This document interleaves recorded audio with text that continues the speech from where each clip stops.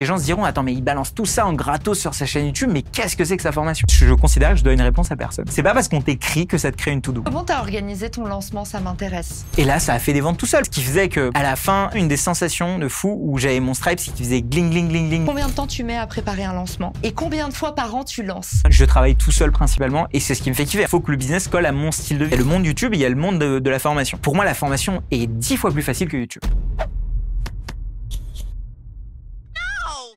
Bonjour à tous, bienvenue dans Business Lunch. Aujourd'hui, on décortique le business infopreneurial de Shubham Sharma. Shubham, bienvenue dans l'émission. Merci beaucoup de m'inviter, ça me fait hyper plaisir. On est là pour décortiquer ton business. Comment est-ce que tu présentes ce que tu fais? Quand je suis en famille, forcément, je suis avec des gens qui connaissent pas trop au milieu. Donc, grossièrement, je dis que aujourd'hui, j'aide des boîtes et des particuliers à s'en sortir un peu mieux avec tout ce qui est ordinateur et logiciel pour simplifier leur vie et pas la complexifier. Shubham, j'ai un petit jeu de cartes dans la main. Ce que je te propose, c'est de tirer une carte qui définira... Ne triche pas. J'ai regardé, j'avoue, j'ai regardé. Ouais, j'ai vu qualité quelque chose. De joueur de poker. T'as regardé les cartes. La carte que tu choisiras, il faudra que tu me racontes une anecdote liée à cette carte. Choisis bien, il y a des cartes un peu piégeuses. Confiance. Et la confiance, c'est un vrai sujet, notamment sur les réseaux sociaux en général. Je trouve qu'aujourd'hui, on fait beaucoup plus confiance aux gens qu'aux marques en général, parce qu'on arrive à s'identifier, etc. Et t'es dans le domaine, t'es dans le personal branding. Mais dans les business infopreneuriaux, il y a un spectre de la confiance. C'est-à-dire que plus on va donner sur les réseaux, plus on va éduquer, plus on va expliquer, plus on va être sincère et authentique, plus on va gagner en confiance. Moins on va l'être, moins on va être authentique, moins on va vouloir, comme dit Gary Vaynerchuk, le jab, jab, jab, right hook. Ça veut dire que moins on va avoir donné avant d'essayer de prendre de quelqu'un, donc prendre principalement de l'argent, de faire de la vente forcée, etc. Plus on va perdre en confiance. Aujourd'hui, on arrive en 2025 en tout cas à un moment où les gens en ont un peu marre qu'on leur vende des choses tout le temps, qu'on sponsorise des choses tout le temps. Et je trouve qu'il y a une carte confiance à jouer pour beaucoup de créateurs, pour aller être dans l'authenticité, pour aller faire des sponsorings qui sont hyper alignés et des ventes qui sont au vrai bénéfice des gens qui achètent et pas uniquement le leur. Avant de passer à la suite, je te parle d'un bon plan qui va t'intéresser. Magic Post, c'est le sponsor de cet épisode, mais c'est aussi le meilleur outil pour créer du contenu sur LinkedIn. Tu peux non seulement générer des posts à partir de modèles existants, mais aussi en fonction de documents, des vidéos YouTube, des PDF. Ensuite, tu peux affiner la tonalité, mettre plus ou moins d'émojis et personnaliser comme tu l'entends. L'idée, c'est pas de fournir un post que tu aurais pu écrire sur ChatGPT. Il y a des armées d'experts derrière Magic Post qui font en sorte que ce contenu sonne vraiment humain et vraiment toi. Mais le mieux, c'est de le tester par toi-même et ça tombe bien. Les 5 premiers posts sont offerts. Alors clique vite sur le lien en description et tu me diras ce que t'en penses en commentaire. Bon épisode. Justement, c'est quoi un infopreneur? Les infopreneurs, c'est des gens qui vendent des produits d'information. Les produits d'information, c'est des gens qui vendent des formations. Les vendeurs de formation ont assez mauvaise presse. Les ventes forcées pour les gros trucs qui clignotent, le CPF qui ne les a pas aidés. Ce truc-là est en train de changer. On parle de moins en moins d'infopreneurs. Ça commence à changer dans plein de métiers différents, mais en réalité, c'est quoi? C'est quand on vend de la formation. Aujourd'hui, il y a plein de types de formations différents. Il y a des gens qui vendent du school aujourd'hui, donc c'est des abonnements. Il y a des gens qui vendent des accompagnements sur 1 an avec du présentiel et aussi du distanciel. Donc en fait, c'est pas uniquement de la formation préenregistrée. J'avais là aussi un parti pris fort, c'est que moi je viens du monde de la tech, du monde des startups et des SaaS. Tout ce qu'on sort, faut que ça soit assez léché quand c'est en version finale. Comment tu t'es lancé justement? Comment c'était il y a 10 ans? Je veux trop savoir cette première vie. J'ai commencé en tant que développeur, donc à développer des choses et évidemment avec là aussi des partis pris un peu bêtes, genre faire des trucs en open source, coder et tout, ça c'est le bien. Vendre des trucs en costard cravate, ça c'est mal. Donc il y avait un monde qui était très différent. Puis petit à petit, je me suis formé au marketing, j'ai commencé à bosser avec des boîtes comme Mailjet, Kimetrix et puis ensuite Conto, dans lesquelles en fait j'ai appris à faire du coup du marketing, du produit et à comprendre qu'en fait des beaux produits, donc des produits SaaS principalement, ils se vendent par eux-mêmes techniquement. C'est la proposition de valeur, si le besoin est qu'un vrai produit market fit, c'est génial. C'est-à-dire que l'utilisateur, en utilisant, a assez de valeur pour pouvoir continuer à payer. Dans le monde infopreneurial, souvent, on est sur du one-shot. On vend un truc avec des pages de vente énormes et on vend un panier moyen plus gros. Ce que je veux dire par là, c'est que venant du monde des startups, j'ai toujours eu cette vision critique sur la partie vente, etc. Quel a été le déclic? Alors, qu'est-ce qui t'a fait basculer de l'autre côté? C'était pas un déclic ou quelque chose qui m'a fait du jour au lendemain faire des promotions à 90%, etc. Je trouve que j'y suis jamais arrivé. Ce que j'ai voulu faire pendant toutes ces années, c'est jouer avec mes propres règles. Faire des produits hyper quali qui font en sorte que ça crée du referral, donc des gens qui en parlent, qui disent « Ah ouais, j'ai pris sa formation, faut absolument que tu rentres dedans ». Des produits qui étaient pas en one shot, c'est-à-dire qu'ils étaient sur du temps long, donc des 12 mois ou des 36 mois. Jamais forcer les ventes. Les gens, quand ils ont besoin et envie d'acheter quelque chose, ils arrivent dans le magasin, ils veulent parler à personne, ils prennent le truc le plus cher, ils vont à la caisse. Et c'est cette expérience de vente que j'avais envie de créer et pas une expérience de vente où en fait à chaque fin de vidéo je disais il y a ma nouvelle formation qui sort, c'est 50% jusqu'à que demain parce qu'après c'est terminé. Mais ça, ce dont tu parles, cette traction naturelle, c'est l'inverse de la vente, c'est la brand. La vente, tu vas vers les autres, la brand, on vient vers toi. Et en fait, comme tu as dit, le prix n'est pas un sujet. Et en général, les gens se battent même pour l'avoir en premier ou même en dernier. Mais il y a cet effet de rareté qui est intéressant. Quand tu te lances, tu as le premier réflexe de créer une communauté. Et à l'époque, tu étais un petit peu dans les SaaS et je crois que tu avais un side job chez Conto. Est-ce que tu peux me raconter en fait comment est-ce que tu commences? Tu vas peut-être me dire, Caro, j'ai commencé bien avant. Moi, c'est le moment où j'ai l'impression que tu as commencé à vendre de la formation. En tout cas, je te connaissais pas avant. En effet, YouTube, j'ai commencé en 2017, mais j'ai voulu faire des vidéos YouTube un peu trop larges, plutôt entertainment, mais dans le milieu de la tech, je voulais expliquer que les cartes graphiques et les mémoires, c'était un truc cool, Oui, mais bon, ça n'a pas vraiment marché. Ensuite, il y a un moment donné, pendant le Covid, je me suis dit, OK, en fait, j'ai envie de faire du YouTube parce que c'était mon format préféré, le format vidéo. J'avais plusieurs possibilités. J'avais soit parlé à des développeurs de comment devenir des bons créateurs de SaaS, soit parler à des développeurs et leur expliquer comment devenir des bons freelances, soit parler à des non-développeurs en expliquant comment faire des produits sans être développeur. Et donc le no-code. Et donc c'est à ce moment-là, j'ai commencé à retravailler sur ma chaîne YouTube, à reposter beaucoup de contenu. Là aussi, en ayant un peu un délai de carence avant de vendre quoi que ce soit. Je m'étais dit, je prends 2 ans et pendant ces 2 ans, je ne vendrai rien du tout sur la chaîne. C'est énorme. De la formation. 2 ans, pourquoi? Parce que, j'avais à l'époque mon chômage, donc je pouvais vivre dessus. Deuxièmement, en fait, je savais que j'avais des missions de consulting qui étaient là, notamment les missions chez Conto, etc., qui me finançaient. Et je me suis dit que c'est le temps nécessaire pour avoir assez de trust et de goodwill, ce que les gens me fassent confiance. Et à ce moment-là, peut-être que si j'arrive à trouver un produit de market fit, sur un besoin et sur lequel j'apporte de la valeur et de la connaissance, c'est que les gens se diront, attends, mais il balance tout ça en gratos sur sa chaîne YouTube, mais qu'est-ce que c'est que sa formation? Je voulais que ce truc-là sorte de la bouche des gens. Avec Benoît, on a fait donc le club, c'était un format hebdo dans lequel on faisait de la review d'outils. Merci encore. C'est le premier live où j'ai été invitée de ma vie. Ouais. Énorme, putain, c'était fou. C'est mon premier live, j'en faisais sur Mécano, je m'invitais, mais si vous êtes les premiers à m'avoir invité, je me souviens encore quand j'ai postulé, Benoît du coup m'a répondu et il m'a dit ok, ouais, vas-y, go, on le fait. Cette présentation que je t'avais fait à l'époque, je vous mettrai le lien si vous voulez voir. Bon, là encore, c'est très stylé. Mais je l'ai préparé, mais comme t'étais hyper punchy et tout, et c'est trop bien parce qu'en fait, à ce moment-là, tu vois,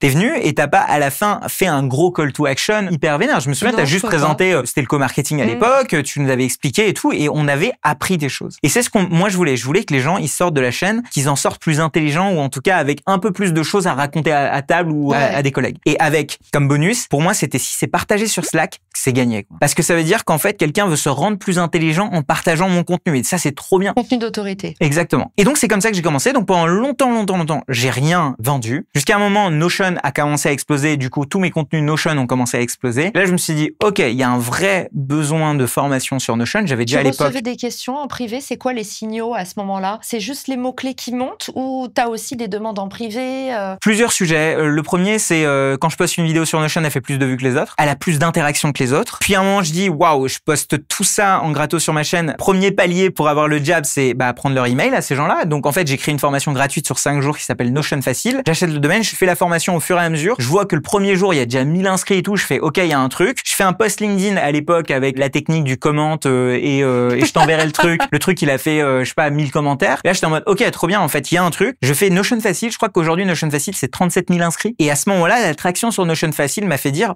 waouh, ils ont jamais vu une formation gratuite de ce niveau parce que j'ai m'étais donné sur la formation gratos et que c'est des gens, en fait, ils apprenaient comment utiliser Notion. Donc, c'est comme si je faisais une formation sur la caméra en disant voici le bouton X, voici le bouton Y, voici comment ça marche, etc. Mais le next level, c'est comment tu deviens photographe, comment tu prends des belles photos. Et ça, je le faisais payer ou j'avais pour intention de le faire payer plus tard. En fait, je me suis dit, OK, il y a plein de signaux ouverts. À la fois les contenus qui sont regardés, sur lesquels il y a de l'interaction, la formation gratuite sur laquelle il y a de plus en plus d'inscrits qui me fait mes leads, en fait, pour le lancement. Et puis, il y a un jour, août 2021. Je venais de quitter Conto il y a pas si longtemps que ça. Parce qu'en fait, il y a un moment donné chez Conto, je me suis dit, OK, est-ce que je vais être le meilleur product manager de la vie ou est-ce que je veux continuer à créer du contenu et faire mes propres produits, etc. Et donc, pour moi, il n'y avait pas photo. Et c'est à ce moment-là que j'ai fait un lancement. À l'époque, j'avais aucune idée comment ça marchait un lancement. J'avais entendu des trucs, j'avais tous les templates des gens qui faisaient des masterclass et des webinars à l'époque. Il y a des trucs qui me dérangeaient, des trucs où j'avais pas assez de recul. Et donc, j'ai fait mon premier lancement. Je crois qu'on était 5000 en live, ce qui était énorme. Je m'étais hyper bien préparé. J'étais vraiment, mais au taquet. Comment t'as organisé ton lancement? Ça m'intéresse. Tout était hyper bien ficelé. Le jour même. T'as dit quoi? Le jour même. Non, quand même pas. J'aime beaucoup les schémas. Donc, vous avez sur un schéma tout le funnel. Donc Tu utilises quoi, Miro? Ou un outil À l'époque, comme ça. j'utilisais un truc qui s'appelait Funalytics, qui était un outil de visualisation de funnel gratuit. Donc, il y avait des pages de capture, il y avait quel jour a lieu le truc. Pour chaque jour, il y avait un email qui expliquait ce qu'il va y avoir pour hyper un peu les gens. Ça va être incroyable, vous allez apprendre ça, ça, ça. Donc, tout en donnant de la valeur dans les emails. La promesse, c'était comment organiser son business avec Notion. Aujourd'hui, dans le monde des masterclass, il est communément admis chez les marketeurs et notamment avec Russell Brunson qui a fait un template de masterclass, un truc du genre pain, achète mon produit. C'est à cause de Russell Brunson qu'on a tout ça? Ouais, tout le monde a ça. Ah bon? Ouais. Il a fait un template. Et c'est un espèce de template, de masterclass, de webinar qui, en fait, il a testé C'est lui tout. qui a écrit Secret d'expert? Exactement. Ah ouais, c'est le bouquin d'infoprenariat numéro 1, celui-là. Ok. Il a fait plein de tests, ce mec-là, et il s'est rendu compte que oui, quand tu expliques à des gens qu'ils ont mal là, et que t'appuies et qu'à la fin tu sors une solution, bah c'est cool. Mais le problème que j'avais, c'est qu'avec ça, en fait, tu t'apportais pas de valeur pendant le webinar. Et ça, moi, j'avais un peu de mal à faire ça. Donc en fait, j'ai fait un mix entre les deux, c'est-à-dire que j'ai fait à la fois un truc où j'expliquais là où étaient les douleurs des gens, mais après, je donnais un template gratuit, je balançais des méthodologies, etc. Ce qui faisait que à la fin, une des sensations de fou où j'avais mon Stripe qui faisait gling, gling, gling, gling, gling. Ce son, honnêtement, je pense qu'il y a des gens comme dans Counter-Strike qui peuvent avoir développé des tocs à cause de ça. Moi, je sais que les notifs, à un moment, je me disais quand il n'y en avait plus, je sentais moins de dopamine. Enfin, en termes de santé mentale, c'est pas anodin. Bah, c'est clair. Ce qui est cool, c'est que j'avais de la chance, en tout cas, parce que je suis assez bien vacciné à tout ce qui est notif, etc., et que c'était uniquement pour le moment, pour la fête du truc que j'avais lancé, et surtout pour le montrer, parce que tous les Américains faisaient ça, en fait. Enfin, dans son bouquin, il dit que si tu montres que ça achète les gens, ça donne envie d'acheter. Je suis sorti de là. Je pense que j'ai pas capté ce qui se passait pendant au moins 2 jours. Et après, je fais, OK, waouh, c'est ouf. La chance que j'avais, c'est que j'avais préenregistré tout le contenu. Ça veut dire que c'était pas, ça y est, maintenant j'ai vendu. Dans 3 semaines, ça va ouvrir. Je crois qu'il me restait quelques vidéos à enregistrer encore. Mais sinon, la plupart étaient préenregistrés. La différence, c'était que je voulais pas faire juste une formation préenregistrée, je voulais aussi faire des lives hebdomadaires. Et donc ça me prenait un peu de temps. Mais en vrai, j'étais grave content de le faire parce que j'en faisais déjà sur le club, pour ma chaîne YouTube. Donc en fait, pour moi, c'était cadeau, quoi. Sur la partie lancement, combien de temps tu mets à préparer un lancement? Et combien de fois par an tu lances? Parce que pour ceux qui nous écoutent, il y a quand même un truc qu'on dit pas, c'est dans l'infoprenariat, c'est que t'es un peu obligé d'être tout le temps en lancement, sauf si tu mets en place des systèmes dédiés. C'est vrai qu'il y a ce mythe parfois de la formation, une fois qu'elle est lancée, ça vend tout seul. Et en fait, c'est comme des magasins. Il y a une espèce de saisonnalité de la vente avec un calendrier promotionnel, des temps forts d'activation. Il faut un peu rentrer dans ce jeu-là parce que les revenus passifs en infoprenariat, j'ai l'impression que c'est un double mythe et qu'autour de nous, il n'y a pas tant de ça que de revenus passifs, c'est-à-dire sans publicité, sans contenu organique qui font encore la promotion. En effet. Et tu vois, ce qui s'est passé après le lancement, c'est que j'en suis sorti quand même rincé d'un point de vue mental. Et je me suis dit, wow. Combien de temps de lancement, Shubham, pour ceux qui nous écoutent? Je crois qu'il y avait 3 jours pour acheter ou 1 semaine. Ce qui m'a rincé, c'est pas le pendant le lancement, c'était le tout avant le lancement, en fait. C'est toute la préparation. 3 semaines? Une bonne semaine de préparation.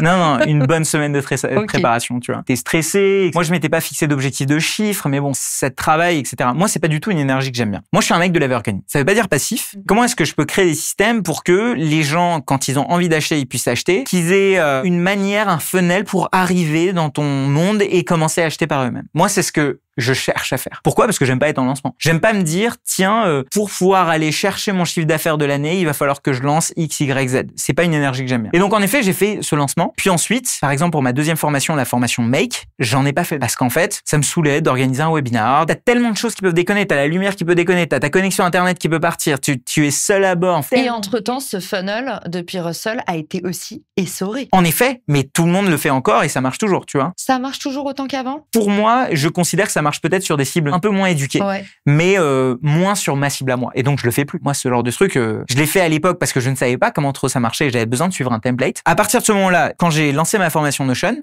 je l'ai lancée en août, puis j'ai rien fait. Jusqu'à février. Février, j'ai juste envoyé un mail en disant « Hey, je rouvre les portes. Si jamais vous voulez vous inscrire. » Et là, ça a fait des ventes tout seul parce qu'en fait, c'était juste un mail qui appelait à vendre. Donc, on pourrait considérer que c'est un lancement par mail parce qu'il y avait un mail. Après ça, je n'ai fait que des lancements par mail pour justement éviter ce genre de high moment pendant le webinar, quoi. En fait, je trouve ça trop stressant. Il y a des gens qui font des webinars toutes les semaines, etc. Caro Jurado, par exemple, que tu connais, elle fait vraiment sa masterclass tous les dimanches et c'est son plus gros levier d'acquisition. Mais ça la rince aussi, surtout quand tu décides de mettre ton rendez-vous le dimanche, tu t'en veux après. Et puis, il y a un côté où moi, en fait, la raison pour laquelle je fais un business, c'est pas pour me recréer une situation motivation stressante, en fait. Tu vois, moi, je suis là pour kiffer. Moi, mon kiff, il passe par passer du temps avec mes proches, voyager, etc., etc. Et donc, ce que j'ai fait pendant toute cette période, c'est que j'ai beaucoup voyagé. Donc, ça me donnait de toute façon une contrainte avec laquelle je devais gérer. Et je pouvais pas, en voyage, avoir des caméras et des lumières, en fait. Et donc, j'ai fait principalement tous mes lancements par mail. Donc, quand j'ai lancé ma formation Make, qui est une deuxième formation sur l'automatisation, c'était un lancement par mail. Donc, ça veut dire un lancement de plusieurs jours où les mails sont préécrits à l'avance. Et après, c'est plus qu'à envoyer. Après, t'as plus qu'à attendre et répondre aux questions. J'ai commencé à me staffer avec des gens qui m'aidaient à répondre aux questions parce que, en fait, les gens, ils ont besoin de réponses quand ils veulent acheter quelque chose. Il y a qui dans cette équipe et comment tu la trouves? J'ai beaucoup itéré sur les gens qui travaillent avec moi. Au final, j'en suis arrivé avec un truc très, très minimal. Je suis monté jusqu'à 3 à 4 personnes,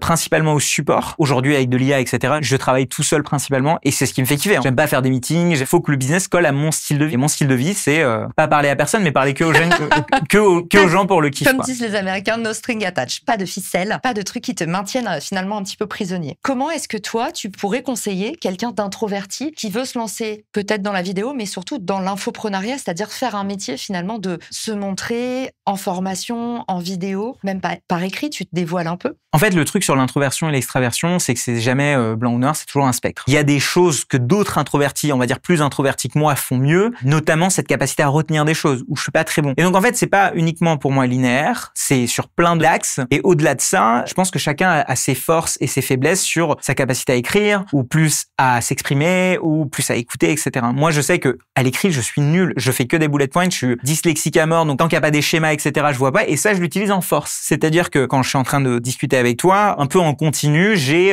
une arborescence qui se construit où en fait, je vais aller pouvoir choper des choses. À l'écrit, pour moi, c'est un brouillard. Il y a des gens, ils sont certes introvertis, mais eux, à l'écrit, c'est hyper limpide. Il n'y a pas un conseil en particulier. Ce que je peux dire, c'est que ce que j'applique à moi. Il y a un temps pour recueillir des informations où je laisse mon cerveau un peu s'aérer, et puis il y a un temps pour consolider et pour converger. La manière dont je converge le plus simplement, c'est en schéma, donc en mind map, en arborescence, etc. Souvent, quand j'ai envie de préparer un dossier ou un sujet, je me fais des mind maps avec 2-3 hiérarchies. Simplification graphique pour les Québécois. Ok, c'est vrai? Non, mais il y a des chasseurs d'anglicismes sur les vidéos, pardon. donc je pense qu'on va pas être bien. Merci beaucoup. Donc, une carte mentale dans laquelle je vais venir expliquer mes propos. Et à ce moment-là, je vais commencer à expliquer quelque chose sur YouTube. Mais attention, ce que j'ai réalisé au fur et à mesure de mon avancée sur YouTube, c'est que YouTube change. Préparer un live, c'est pas la même chose que préparer une vidéo YouTube. Préparer un podcast, c'est pas la même chose que préparer une vidéo YouTube. Les Américains appellent ça le information density, donc la densité d'information. Donc, en 1 minute, quelle est la valeur que tu as envoyée? Donc, dans un live, la densité d'information, elle est assez faible. Dans une vidéo, dans un short, elle est assez grande. Dans une vidéo YouTube de 10 minutes,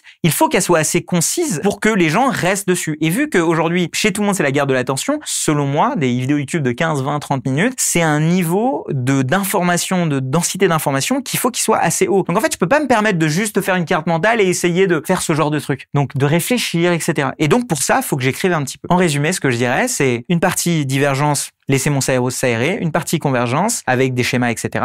Sauf si c'est sur YouTube, là, je vais devoir quand même écrire mes intros, écrire mes textes parce qu'en fait, il y a besoin d'une densité d'information. Même si c'est un exercice que je déteste faire, je suis obligé. Heureusement qu'il y a ChatGPT. Incroyable. J'allais te dire ce travail-là, de l'idéation à la diffusion, comment ça fonctionne chez toi? Il y a le monde YouTube, il y a le monde de la formation. Pour moi, la formation est 10 fois plus facile que YouTube. C'est comme t'es dans une salle, t'es devant un tableau, la capacité des gens à t'écouter, elle est quand même au max. Être sur leur ordi ou sur leur téléphone, c'est mal poli, donc en fait, ils vont t'écouter. Sur YouTube, t'as toutes les manières du monde où les gens peuvent partir, en fait. Donc en fait, il faut garder une attention telle, avoir des schémas, des trucs qui popent partout. Mon process de création, il va être à 2 niveaux. Un, hyper structuré pour des choses, on va dire, assez evergreen, donc des choses dont le contenu, je sais qu'il restera au long terme, pour les gens qui voulaient pas le evergreen. Et un deuxième niveau pour les idées où j'ai eu l'idée le matin et l'après-midi, faut que ça sorte. Si je m'oblige à passer par ce process, je vais perdre cette étincelle créative que j'ai parfois. Quand j'ai envie de parler d'un sujet parce que ça vient de sortir et tout, je peux pas attendre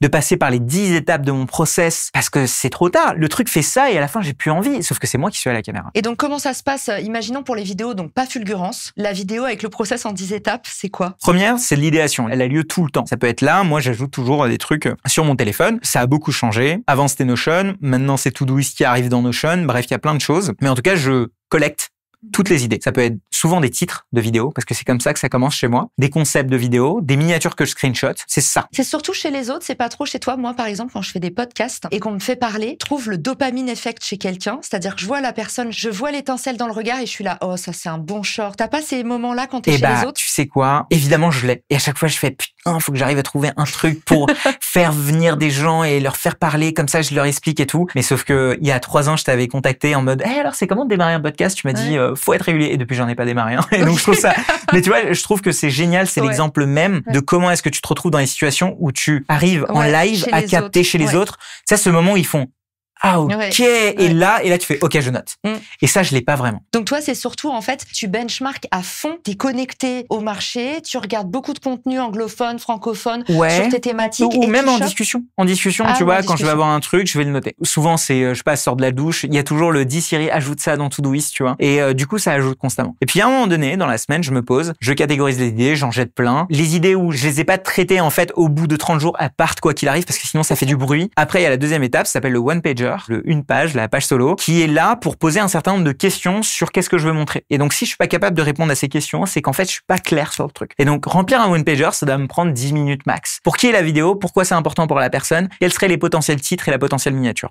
Basta. J'aurais dû t'inviter sur les secrets de YouTube. J'adore ce que tu nous partages. Merci beaucoup. Avec plaisir. Et donc, une fois que j'ai le one-pager, il faut pas que j'ai en parallèle plus de 2-3 one-pagers parce que sinon, ça crée de la latence, ça crée des trucs que je laisse un peu sur le bureau. Une fois que j'ai le one-pager, après, je sais que j'ai des idées qui sont assez matures et croustillantes, dont je suis assez enthousiaste à l'idée de les ramener plus tard. Et c'est quoi le plus tard? C'est la structuration de l'idée. Parce que j'aime pas écrire direct, donc je structure l'idée en plusieurs points. Donc, soit c'est une liste, les 10 manières d'eux, les 7 manières d'eux, etc., etc. Soit c'est un flow de storytelling, parcours du héros, etc. Soit c'est problème, solution, comment j'ai fait, 2-3 templates comme ça. Une fois que j'ai la structuration, derrière, je passe à l'écriture ou ce que j'appelle l'asset building, parce que moi, je montre à l'écran des choses. Et donc, j'ai besoin de construire ces assets avant, donc ces ressources que je vais montrer avant à l'écran. Et une fois que j'ai ça, derrière, et puis qu'à filmer et à monter. Mais du coup, toi, tu fais ça dans ton travail préparatoire. Tu prémâches tout? Je le fais maintenant justement parce que j'avais ce problème. En fait, ce qui se passait, c'est que la vidéo était tournée, puis je l'envoyais au monteur. Dans le feu du moment. Voilà, je suis dans le truc, je l'envoie au monteur, ou pendant que je suis en train de tourner, je veux montrer un truc à l'écran qui marche pas, ou qui est pas prêt. Donc, moi, quand je dis asset building, c'est pas uniquement lister les liens, mais c'est par exemple, je veux te montrer un truc, une automatisation sur N8N ou sur Make, qui est un outil d'automatisation. Et là, j'ai pensé que ça marcherait. Et là, je suis là en live, je suis en train de parler, j'ai cette énergie de, je suis en train de donner des choses. Et puis là, je suis sur mon ordi et je fais, et ça bug. Et ça bug pendant 5, 10, 15 minutes. Le truc tourne, l'énergie des lumières qui est pas la même énergie de geekerie dans mon coin, tu vois. Et du coup, j'arrive pas à débugger. En fait, c'est comme quand t'es sur scène, t'as un truc qui t'arrive et t'arrives pas à débugger. Et en fait, je déteste ça. C'est pourquoi je me force maintenant, à l'avance, à avoir mes démos que je vais montrer de prête, à être certain que les trucs fonctionnent. Quand je vais montrer un exemple avec un logiciel que, je l'ai déjà préparé l'exemple, en fait, que je suis pas là en live parce que certes, je suis bon en live, mais quand j'ai la caméra qui tourne et tout, c'est pas la même énergie. Donc, j'essaie de les préparer à l'avance. Ensuite, tu l'envoies du coup au monteur et après, tu utilises Frame, tu mets dans YouTube direct. Comment ça se passe la fin du process jusqu'à diffusion? Ça va dépendre du moment. Si je suis trop à l'arrache et je sais que j'ai eu l'idée de matin et le soir, la vidéo elle sort, je la monte moi-même. En fait, le truc, c'est que c'est très délicat de dire à un monteur, faut qu'elle soit prête dans 2 heures. Ah ouais, non, ça, ouais. Et vu que j'ai pas envie de me retrouver dans un truc où il y a des gens qui disent Chouba nous maltraite, tu vois. Ah, donc toi, en 2 heures, tu sors la vidéo, tu fais le montage cache pistache, ok. Aujourd'hui, plein de choses qui existent pour faciliter le montage. C'est ce qui s'est passé juste avant. En ce moment, DeepSeek, c'est la folie. J'avais un rendez-vous avec Nina, j'étais vraiment en plus. Du coup, j'ai dû décaler mon rendez-vous, bref, mais au moins j'ai sorti la vidéo et j'en suis très content. Quand c'est des trucs comme ça, je le fais moi-même. Mais sinon, en effet, je l'envoie au monteur. Il y a un Frame, qui est un outil que tu connais certainement, sur lequel tu fais des annotations. Moi, je me suis rendu compte que, déjà que je suis dyslexique, les annotations, j'arrive pas à les faire à la main. Généralement, on se fait un call, j'explique là ce que je voudrais, etc. Dans l'idéal, il est au bureau avec moi et là, c'est royal parce que tu peux te mettre à côté du monteur. Donc, tu connais bien ton monteur, en fait, c'est toujours le même pour toi? Ça dépend, parfois il est différent, etc. Parce que c'est très difficile aussi d'avoir toujours la même personne en sachant que moi, j'ai un flow de vidéo qui peut être irrégulier. Entre-temps, tout ce que je n'ai pas dit, c'est que la miniature, qui est un des éléments fondamentaux de la vidéo YouTube, généralement, soit je l'ai déjà préparée, parce que c'est moi qui la prépare, soit si je la fais préparer par quelqu'un, je lui ai déjà donné une idée de ce que c'est et on est sur les retouches finales. C'est marrant parce que t'es à la fois donc plutôt profil analyse, le côté développeur, geek. En même temps, T'adores la communication, transmettre la pédagogie. Et là, tu me dis que tu fais tes designs toi-même. Je me dis, mais on est sur un niveau Non, mais de parce craft. que les miniatures, Ouais. en soi, c'est pas le design qui fait que ta miniature clique. Pour moi, j'appelle ça du copywriting visuel. Il y a des très bons designers, mais qui font des designs sur le pixel perfect, mais c'est pas ça qui fait cliquer. Ce qui fait cliquer, c'est est-ce que tu arrives à éveiller une certaine curiosité, à faire en sorte que la personne se dise, oh, il faut absolument que je clique. Et ça se fait sur un croquis. Et derrière, je me force à faire mes miniatures, pas sur Photoshop ou sur Figma, mais sur Canva, parce qu'en fait, t'as moins d'outils. Donc, t'es moins dans le pixel perfect. Et donc, je peux aller beaucoup plus vite. Du coup, je fais souvent mes miniatures parce que, en fait, la réalité, c'est que le titre et la miniature, c'est la première chose que les gens voient. Si ça, je le délègue, je prends un risque énorme sur le fait que tout mon travail derrière serve à rien. On était ensemble au dîner de la Paris Creator Week et tu me partageais un petit peu ta stratégie. Comment est-ce que tu es devenu top of mind sur ton secteur? Tu as attaqué tous les mots-clés qu'il y avait autour finalement de ta thématique. Est-ce que tu peux nous en dire un peu plus sur justement ce travail? Parce qu'on voit à quel point dans ton process de création, tu ne mets pas de vente. À aucun moment là, tu nous as expliqué qu'est-ce qui renvoyait à quoi. Comment est-ce que tu t'es organisé, ton système que tu nous as décrit tout à l'heure, au-delà de l'evergreen, qui est un type de contenu qui ne périme jamais et qui est très avantageux, tu as créé un système de dimension. C'est intéressant parce que tu crées un système qui est très élégant en vente, qui est un système de self-service.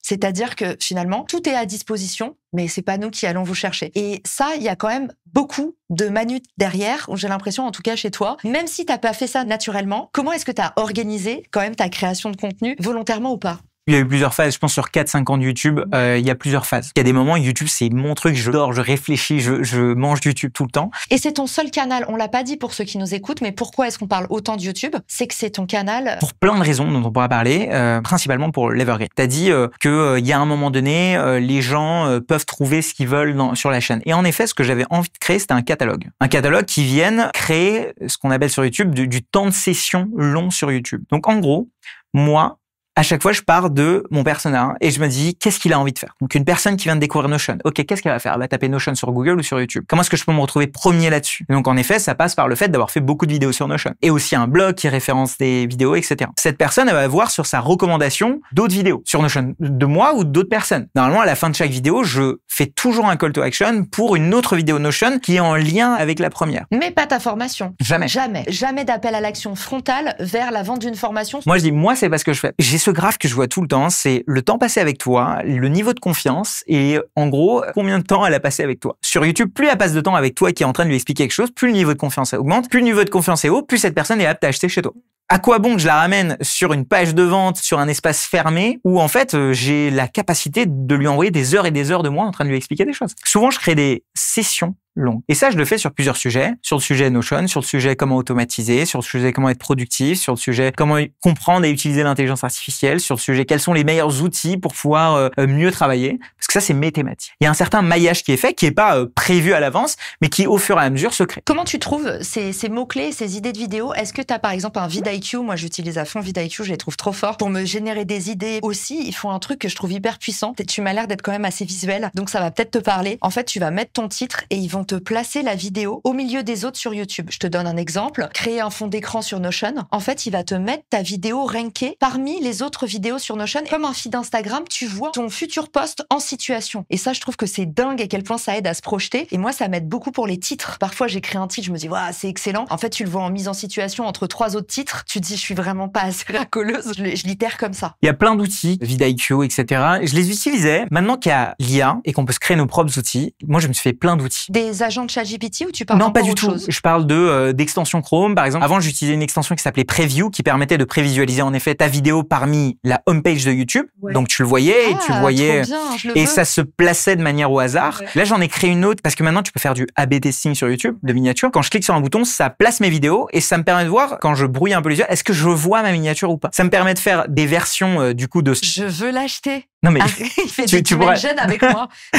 tu pourrais le regarder. J'ai fait une Mets-le vidéo en vente. récemment Ok. là-dessus. Et il y en a un autre, c'est pour les titres. Tout le monde dit c'est entre 50 60 caractères. Mais la réalité, c'est que sur la homepage, c'est 55 caractères. Sur la table de droite, c'est tant de caractères. Sur mobile, c'est tant. Et du coup, je me suis fait une petite extension. Quand je tape mon titre, ça me met au fur et à mesure sur quoi ça marche ou sur quoi ça marche pas. Et en plus, j'ai un système d'upvote sur ces titres. Et ça, je me le suis fait en perso, ce truc. Et maintenant, j'utilise plein de tools comme ça qui m'aident à mieux choisir. Et je les ai donnés sur ma chaîne YouTube, tu vois. Donc, tu pourras aller les check, je te les enverrai. Ah, je suis trop contente. Effectivement, il y a des outils comme ça qui nous aident à nous lancer, mais le problème qui pêche en général, c'est que ce modèle infopreneurial, là où on peut se prendre les pieds dans le tapis, c'est à la fois être créateur et être entrepreneur. Aussi, tu nous as expliqué que tu voulais pas être prisonnier. Comment est-ce que tu t'organises pour justement avoir du temps pour penser dans tes semaines, pour créer, pour buller? Ça ressemble à quoi une semaine chez toi, ou peut-être un mois si tu me dis que c'est pas à la semaine? Selon les quarters, donc les trimestres, il y a des moments où je vais être un peu plus à fond dans les formations. Il y a des moments où je vais être un peu plus à fond sur YouTube. Tu t'organises par quarter? Ouais, principalement. Okay. En ce moment, c'est YouTube. Et c'est pour ça que je suis à fond là-dessus. La manière dont ça fonctionne chez moi, c'est que je mets un coup d'accélérateur sur YouTube. C'est quelque chose qui me demande de l'énergie parce qu'il y a ce craft et qu'en fait, ça peut pas être délégué à l'infini. Un, parce que moi, la délégation, ça me prend de l'énergie, etc. Et deuxièmement, parce que je perds en qualité. Et donc, en fait, j'aime bien revenir dedans, faire des trucs, envoyer. Et puis, ce contenu-là, derrière, il vit. Et quand il vit, derrière, je vais travailler sur mes funnels, je vais travailler sur mes listes email, je vais travailler sur mes automatisations au niveau email. Je fais le travail pour que quand je suis d'un côté ou de l'autre, eh bien ça se travaille un petit peu encore. C'est-à-dire que YouTube va ramener des leads quoi qu'il arrive parce qu'il y a ma newsletter, il y a parfois des leads magnets. Les vidéos vache à lait. En effet, des vidéos très evergreen qui vont continuer, etc. Mais en tout cas, c'est quelque chose sur lequel je travaille quand je travaille plus sur YouTube. Donc, pour répondre à ta question, ça va beaucoup dépendre. En ce moment, je suis dans un délire très créatif. Je passe du temps tous les matins tout seul à réfléchir, à regarder, à tester, à geeker beaucoup parce que c'est ça qui crée de la valeur derrière pour mon audience. Et après, les après-midi, soit j'ai des trucs comme ça où je parle, soit je suis en train d'enregistrer une vidéo. Tu fais des choses chez les autres, j'ai l'impression, dans ta stratégie. T'es beaucoup sur un modèle single channel avec un focus. J'aime trop les Américains, ils disent focus, c'est follow one course until success. Et pour moi, t'es un peu l'incarnation de ça. J'ai l'impression que tu t'éparpilles jamais. Moi, ça faisait longtemps que je voulais t'inviter et j'avais un peu l'impression que t'allais jamais chez les autres. Est-ce que ça fait partie de ta stratégie ou pas du tout? Parce que je te vois jamais passer sur les contenus des autres, mais je vois tes contenus propriétaires à toi. C'est pas nécessairement voulu de manière très... on m'invite pas. Non, je déconne. Non, c'est pas ça. Je fais hyper attention à mon temps. Je suis un radin de mon temps à un niveau. Je laisse de l'espace, en effet, à très peu de gens, des potes de potes, premier degré max. Parce qu'en fait, sinon, tu ne fais que ça. Comment tu dis non? Parce que c'est quand même... j'ai 40 milliards de façons de dire non. La première est horrible, c'est de pas répondre. Parce qu'en fait, je considère que je dois une réponse à personne. C'est pas parce qu'on t'écrit que ça te crée une to-do. C'est horrible, mais c'est la réalité. La deuxième, je pense que ça va faire du bien à plein de gens d'entendre ça. Hein. Mais ça veut dire qu'en fait, chaque mail est une to-do, tu te rends compte? Deuxièmement, en fait, quand c'est quelqu'un qui met l'effort, donc c'est-à-dire qui te fait une petite vidéo personnalisée pour t'expliquer pourquoi... la vidéo list. Celle-là, tu les grilles maintenant. Ouais, on est en 2025 quand même. Mais quelqu'un qui t'a fait un loom, tu vois, et qui t'a expliqué qu'il aimerait bien prendre de ton temps, parce que la réalité, c'est ça. Faut pas se leurrer, 9,5 fois sur 10, quand quelqu'un vient te voir pour te demander de ton temps, quand quelqu'un vient me voir pour me demander de mon temps, cette personne elle est plus aliénée que moi. Parce que moi, ça me défocus. Même le contenu chez les autres, parce que le contenu tiers, c'est aussi du ranking, c'est des nouvelles audiences à taper. En effet. Moi, je sais que le temps que je passe pas chez moi, c'est du temps que je passe pas chez moi. Oui, il y a peut-être des accélérateurs par-ci par-là, mais t'as pas du tout une stratégie, toi, de prolifération, t'as une stratégie de pénétration. Ce qui est assez intéressant comme modèle. C'est tout l'inverse du mien. Moi, j'ai vraiment une stratégie de prolifération. Créer une arborescence très vite, c'est le modèle pour moi de la pelle et du râteau. C'est un peu le marketing pour les nuls, mais c'est des images pour que les gens puissent comprendre comment tu attaques un marché. Soit tu as la pelle, et du coup, tu creuses et tu creuses profond. Et pour moi, ta stratégie, c'est ça. C'est-à-dire que toi, tu t'es jamais laissé défocus par, comme je te disais, t'adores la muscu, par exemple, t'aurais pu te dire, allez, je vais aller regarder à droite, à gauche, est-ce que je peux explorer ma personal brand? Toi, comme Yann Leonardi, par exemple, vous êtes hyper focus et vous êtes resté sur ce truc-là. Il y a une autre stratégie qui permet de devenir, pareil, incontournable sur son secteur, c'est d'aller aussi taper tous les leaders d'opinion et des thématiques corollaires à son secteur. Et ça peut aller très loin. Je donne un exemple. Moi, je suis partie du marketing, je suis arrivée dans le marketing personnel, ce qui me permet de taper mindset, entrepreneuriat, mais j'adresse aussi les cadres. Et en fait, ça, c'est la stratégie de prolifération. Et moi, une partie de ma stratégie, c'est beaucoup d'aller chez les autres. Un autre de mes amis qui s'appelle Marc, qui a une chaîne Jocaris que tu as peut-être vu passer, lui, en fait, il me disait, moi, ma stratégie, comme toi, l'appel, je vais en profondeur, je vais très peu chez les autres parce que tout le temps que je donne aux autres, c'est de la valeur en moins sur ma chaîne. C'est aussi par rapport à ce que t'aimes faire, je pense. Moi, j'adore aller chez les autres. Ouais, moi, j'adore aller chez les autres. Ah, tu vois, je kiffe. Non, attends, c'est génial. Ouais. Mais il y a une raison à ça, selon moi. C'est que moi, je veux pas être la plus grosse chaîne du monde.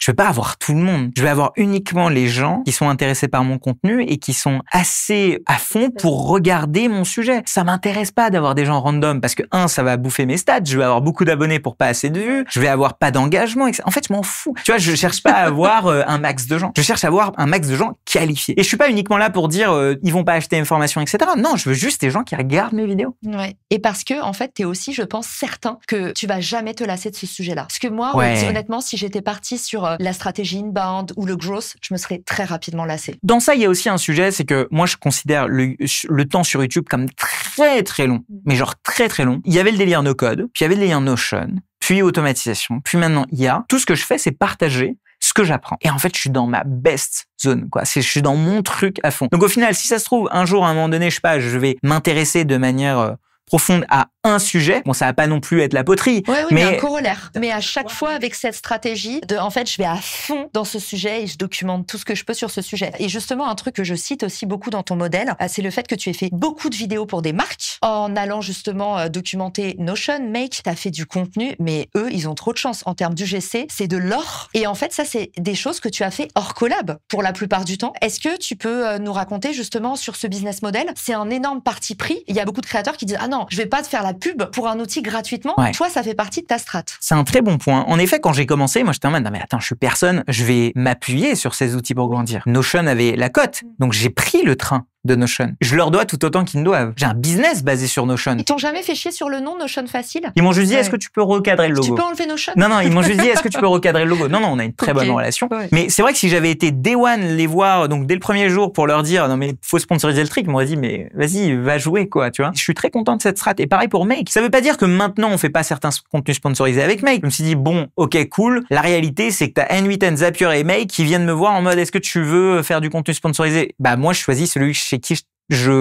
j'utilise le plus, tu vois, tout simplement. Notion, c'est différent. Et puis, ça m'arrive aussi, comme là, sur Super Whisper récemment, le type ne me connaît pas, mais je trouve que l'outil est tellement dingue que du coup, je le mets en avant. Contrairement à avant, je mets quand même des liens d'affiliation et je me rends compte de l'impact du truc et je fais, oh mon Dieu, quoi, c'est dingue. Pourquoi je suis passé à côté de ça? Mais n'empêche, il y a une volonté assez authentique de partager certains outils. Et il y a un truc aussi, c'est que moi, les gens me font confiance par la qualité des outils que je partage. Si je commence à être payé au niveau éditorial pour pouvoir changer les outils que je partage, je perds en confiance. Donc, je fais très attention à ça aussi. Donc, tu as plutôt des modèles basés sur l'affiliation qui sont des modèles justement un peu plus à la demande ou pas forcément? Tu fais aussi des collabs prix fixe, des vidéos sponsors? Ça m'arrive de faire des collabs prix fixe, vidéos sponsors. C'est un truc où je commence un petit peu. C'est pas ma tasse de thé parce qu'en fait, les niveaux de chiffre d'affaires sont très différents. Au niveau de la formation, je préfère vendre quelque chose directement à quelqu'un plutôt que de vendre un truc qui est pas à moi à quelqu'un. Mais n'empêche, les deux peuvent aller ensemble. Et quand il y a des marques avec qui ça passe bien, donc ça veut dire qu'on a une bonne relation, que j'adore le produit et qu'on peut commencer à travailler ensemble et faire des trucs ensemble, bah let's go. En termes de diversification de revenus, pour ceux qui nous écoutent, ça correspond à quoi, toi, dans ton business infopreneurial? Les collabs,